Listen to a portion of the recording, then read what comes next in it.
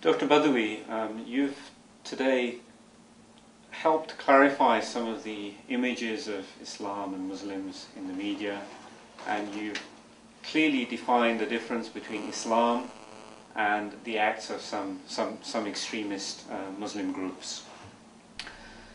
But let's think about what is the way forward. Okay? So the first question is, what are Muslims doing to try to combat terrorism? Combating the ills of the world is not the sole responsibility of Muslims. We are in the same boat. We are all responsible for dealing with this. Muslims on their part, and I'm glad I started with Muslims, no problem, no apology, have a duty to engage in intra-faith dialogue.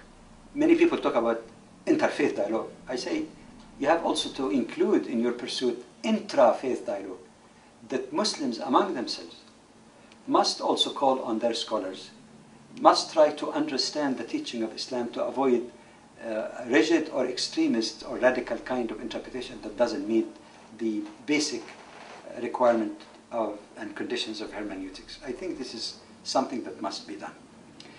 Muslims are obligated as good citizens, and being a good citizen, American, Canadian, European, is not like some people say something contradictory to Islam. There are lots of issues and concepts and values in Western society that are totally compatible or largely compatible with Islamic teaching. So it behooves Muslims as good citizens also to try as best as they can to reach especially to the youth, so that they teach them that you could be proud of being Muslim, proud in the positive sense. You can adhere to your faith, and a democratic liberal system might give you greater freedom even of practicing your faith than in some even so-called Muslim countries. And as a responsible citizen, you know, as a youth, you should not respond and just be beguiled by extremist calls from one side or the other. So reaching for the youth, educating them about the balanced, justly balanced teaching of Islam is absolutely crucial. Number 3, Muslims are duty-bound to declare their position clearly, to indicate how they stand in the face of those violent acts that violate the teaching of Islam, irrespective of who's committing them. But the problem here that many people say, why didn't Muslims condemn terrorism? Muslims have spoken up about that, but some people are not hearing, and those who are hearing are not reporting fairly. Suffice to go to a website like CARE, the Council on American Islamic Relations, to see that after 9/11 you get clear condemnation from Muslim political leaders, from Muslim religious leaders, from Islamic council. It's an amazing thing how this multitude has been reduced in the media with just sort of casual type of reference. These are measures that Muslims can do, but they cannot do the job that even big governments with big intelligence apparatus and armies are not able to do. One cannot throw the responsibility that Muslims are guilty by association or responsible to stop terrorism any more than saying all Americans were supposed to stand against the terrorism of Timothy McVeigh in his act of terrorism in Oklahoma City. They could not control it. They can condemn it. Yes, you can hear church people speaking against it, but you cannot say, but you did not prevent it, and if something happens, you're responsible for it. This is totally unfair and unreasonable. But I must add, as I said earlier, it is not only the Muslim responsibility alone.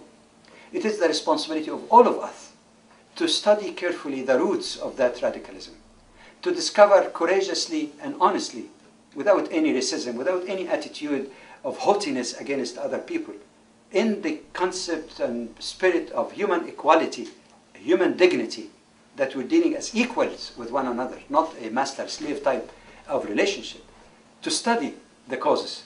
And if we discover that there are some injustices that can be corrected, we should all join together in the democratic way, in a peaceful manner, to try to change the political direction, try to influence political decision makers to do justice in those cases, rather than just worry about where they can vote from this or that. Once we have that political will, courage and integrity to say this is unjust, irrespective of whether he belongs to my party or some other party, if we work together as best as we can, I know political realities might be different, but we should really go beyond just totalitarian types of politics, to join together to correct this, obviously will be cutting at the roots of radicalization, will be cutting at the roots of recruitment of people for violent acts. And as I suggested, humbly but firmly, that Muslims do need to engage in intra-faith dialogue to understand Islam correctly in its moderate or justly balanced way. I think it is duty-bound on other faith communities. Are there extreme elements within the Jewish and Christian communities? Yes, they are. Are they preaching hatred against Islam and Muslims? Yes, they are. Are some of them calling for violence against Muslims? Yes, they are.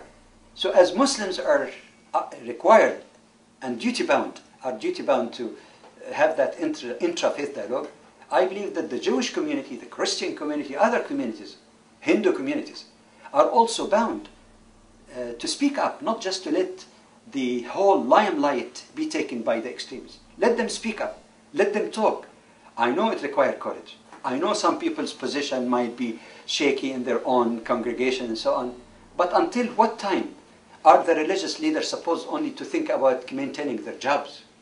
Until what time do we have religious leaders, whether Muslim, Christian, Jews or others, are only worried about how their congregation will react and instead take a disciplined, moral position, moral stand of leadership to guide people rather than to play the tune that the people would like to hear? I think it's a grave responsibility. It's not easy. It is a huge challenge. I don't know if we have any other option.